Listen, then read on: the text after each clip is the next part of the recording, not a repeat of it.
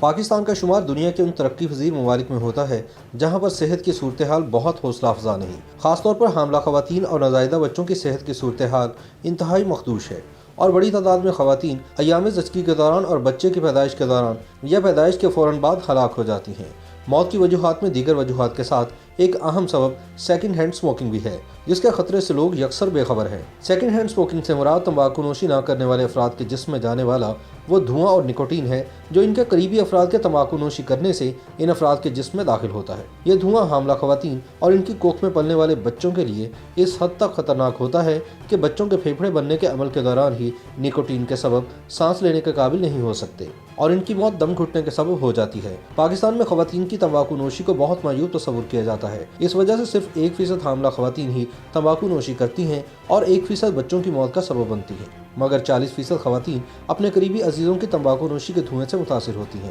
اور حالت حمل میں ہونے کے سبب اس سے 7% بچے متاثر ہوتے ہیں اور کئی خطرناک بیماریوں میں مبتلا ہو جاتے ہیں جو ان کی موت کا سبب بھی بن جاتی ہیں۔ یہ شرح پوری دنیا کے مقابلے میں 90% زیادہ ہے اور ہر سال 17,000 بچے سیکنڈ ہینڈ اسموکنگ کے سبب ہلاک ہو جاتے ہیں۔ سیکنڈ ہینڈ اسموکنگ کے خطرات سے بچنے کے لیے حاملہ ماں کے سامنے اور اس کے قریب تمباکو نوشی سے مکمل پرہیز کرنا چاہیے۔ اس کے ساتھ ساتھ حالت حمل میں گھر سے باہر نکلتے ہوئے اور رچ والے علاقوں میں جانے سے قبل حاملہ ماں کو ماسک کا استعمال کرنا چاہیے تاکہ دھوئیں سے وہ اور اس کا بچہ متاثر نہ ہو سکے۔